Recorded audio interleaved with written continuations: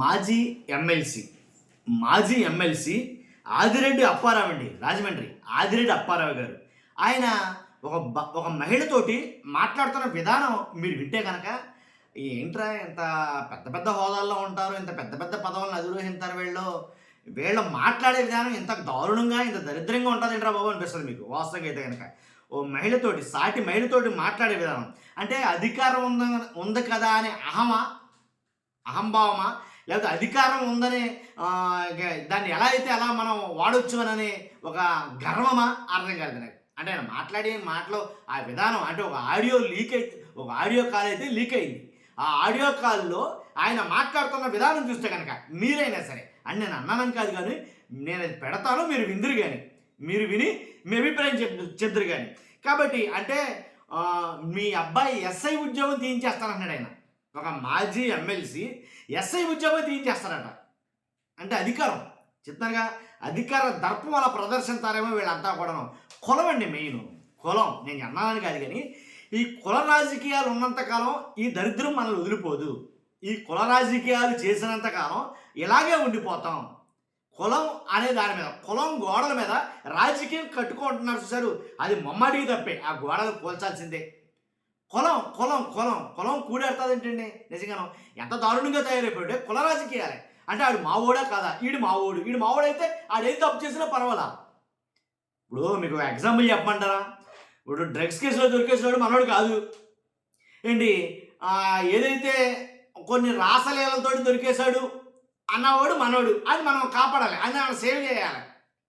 ఇలాగే తయారైంది అన్ని వర్గాల్లో, అన్ని విధానాల్లో కూడా ఇదే పరిస్థితి. కులం ఆడు మనోడైతే చాలిక, ఆడు ఏ ఎదవ పని చేయని, ఆడు ఎంత గడ్డి తినే పని చేయని, ఇంకా మనకు అనవసరం. మనం మనోడు కాబట్టి ఆడి మీద దుప్పటేసి మనం కాపాడేయాలి అంతే. కాబట్టి ఒక్కసారి నేను అది వీడియో పెడతాను, ఆ వీడియో పెట్టినప్పుడు మీరు చూడండి ఆయన ఏం మాట్లాడాడు అనేది. మీ బాధ్యతగా మీరు లైక్ చేయండి, ఎందుకంటే ఎక్కువ మందికి ఇన్ఫర్మేషన్ షేర్ అవ్వాలి కదా, ఎక్కువ మందికి ఈ వీడియో షేర్ అవుతుంది. కొత్తగా మన ఛానల్ చూస్తే పక్కాగా సబ్స్క్రైబ్ చేయండి. ఒక్కసారి ఆ మాట్లాడిన ఆడియో కాల్ ఏదైతే ఉందో అది పెడతాను, మీరు వినండి. విన్న తర్వాత మీ అభిప్రాయం తెలియజేయండి. Okay, thank you. Hello, Chandrakala madam గారు. నమస్కారం సార్. మేడం గారు ఎందుకు సార్, మీకంటా చాలా చిన్నదాన్ని, మీరు అలా అనకూడదు నన్ను.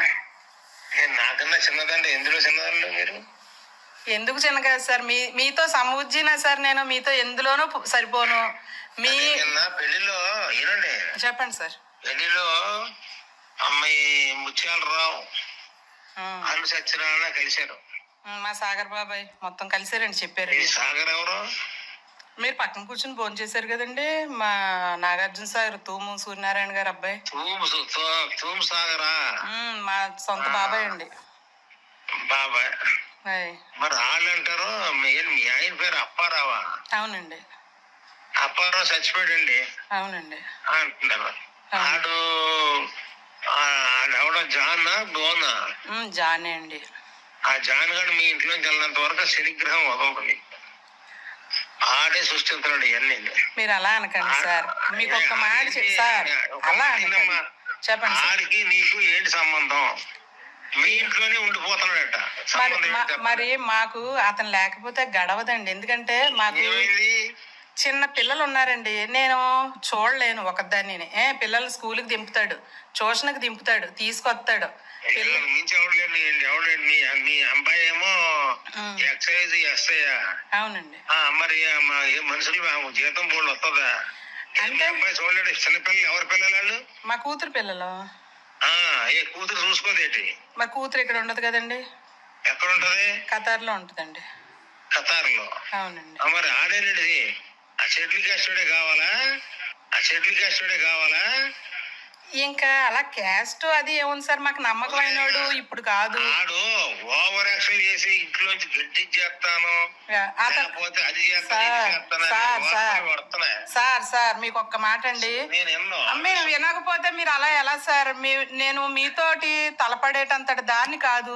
మా బతుకులు ఎంత అండి? అబ్బా మీరు అలా మాట్లాడితే నేను మీకు విన్నవించుకోవడానికి రాలేనండి. మీకు నేను చెప్పాలని చాలా సార్లు అనుకునేప్పటికీ వాళ్ళు మిమ్మల్ని రెచ్చగొట్టేస్తున్నారు నేను చెప్తున్నాను.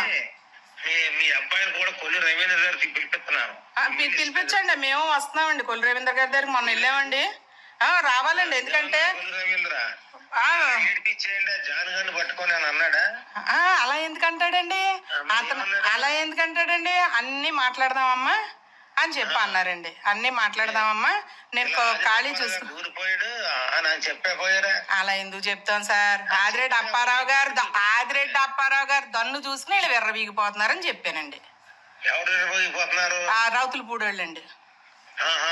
మరి మీ దన్ను చూసుకునేయండి, మీ దాన్ని చూసుకునే సార్. జాన్కి ఏముంది సార్ దన్ను చూసుకోవడానికి? సామాన్యుడు జాన్. సరే నేను చెప్పాను కొల్లి రవీంద్ర ఆడు ఉద్యోగం తీసుకోడదొబ్బండి. నేను చెప్పాను కొల్లి రవీంద్ర ఆడు ఉద్యోగం తీసుకోడదొబ్బండి. అలాగేనండి, తీయించండి. ఎవరి జేబులోది కాదండి అది ఉద్యోగం. వాళ్ళ తండ్రి పోతే ఇచ్చారండి, వాళ్ళ తండ్రి పోతే ఇచ్చారు. హక్కు అండి. గౌరవం లేకుండా చేశారు. గౌరవం లేకుండా ఎందుకు చేశారండి? గౌరవం లేకుండా ఎందుకు చేశారు? ముత్యాలరావుని అల్లు సత్యనారాయణ అడుగమ్మా తిరిగి అడగండి. వాళ్ళు చెప్పారండి, నాకు వాళ్ళు చెప్పారండి.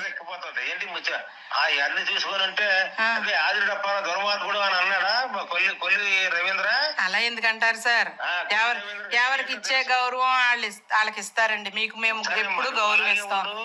ఆడ జోలికి గాని వెళ్ళినా గాని ఆడు సీసీ కెమెరా ఇటు ఫోకస్ చేసిన ఆడేను ఎదవడైలాగులు కొట్టినా అతను కొట్టలేదండి. నేను చెప్తున్నాను, నిన్న జరిగిన సాక్ష్యాలు కూడా ఉన్నాయి. నేను నా సీసీ కెమెరాలో మొత్తం మీకు కావాలంటే నేను బాక్స్ పట్టుకొని వచ్చి మీ దగ్గర వినిపిస్తానండి. ఏమండి? మా సర్వెంట్ అండి, A to Z సర్వెంట్ అన్ని చేస్తాడండి. చేస్తాడండి. సర్వెంట్ గారి సంగతి చూస్తానులే. అలాగండి. ఆ సర్వెంట్ గారికి ఏం చేయాలో నేను చేస్తాను. అలాగండి. చేస్తే ఏంటి ఈ చేస్తే ఏంటి సర్వెంట్ గారి సంగతి చూస్తానులే.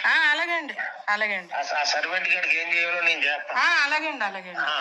చేస్తే ఏంటి ఈ చేస్తే క్యాస్ట్ ఏంటండి? కమ్మోరిళ్లలో మాలోళ్ళు ఉంటలేదండి పనోళ్ళకి.